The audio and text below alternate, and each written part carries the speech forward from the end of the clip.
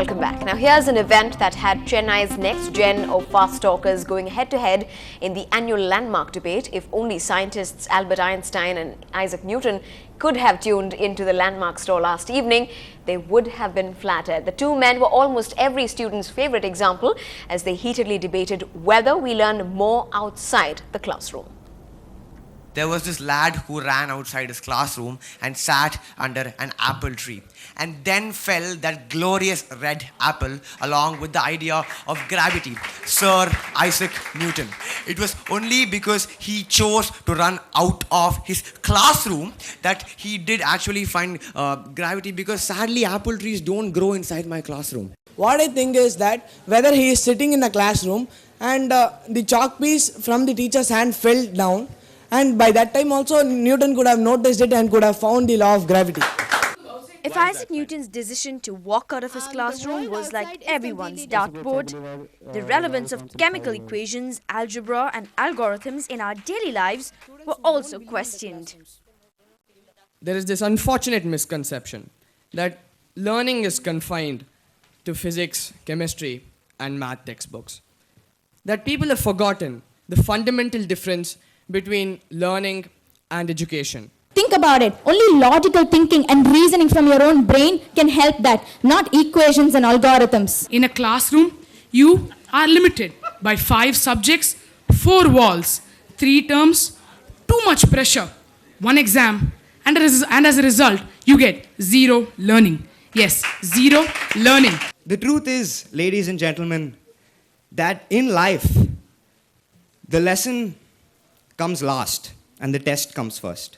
But in the classroom, the lesson comes first and the test comes last. When someone comes to you and asks you who you are, it's not going to be told by the lessons we learn in chemistry or how 2 and 2 make 4, but how we imply the life's lessons which are taught to us on a daily basis. Convinced? Don't be hasty. If you thought all students believed in Roger Waters' line, "We don't need no education," well, listen to more voices. Well, without the theory, there is no base for the practicals. Then how can you do it?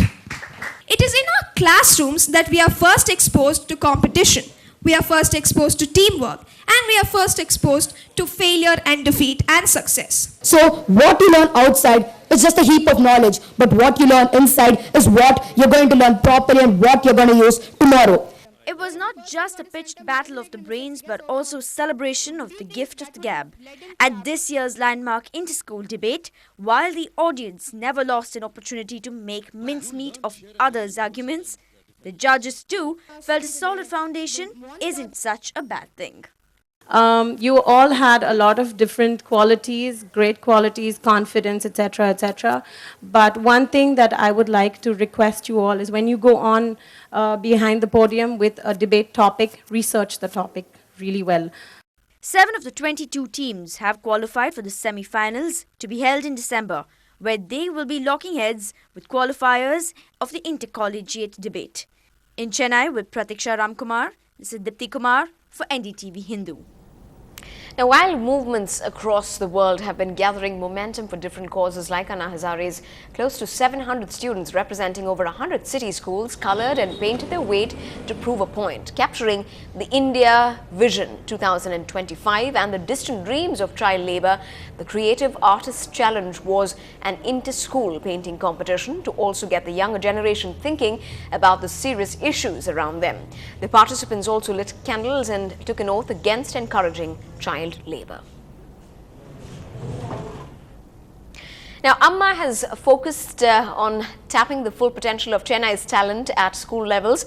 Ms. Jayalalitha has made chess a compulsory sport at all institutions for children between 7 and 17. In fact, the Chief Minister has considered this gesture as a reward to Tamil Nadu's pride and joy, considering the fact that the international chess champion Vishwanathan Anand hails from the city. The Chess Foundation says that this will definitely boost the prospects of the game in the city. And with that, it's a wrap on this bulletin, but we leave you with today's image of the day, some great performances by toddlers at the annual Mega Carnival Cure 2011 at the Wales Billabong Kangaroo Kids. We leave you with the heartbeats from Africa.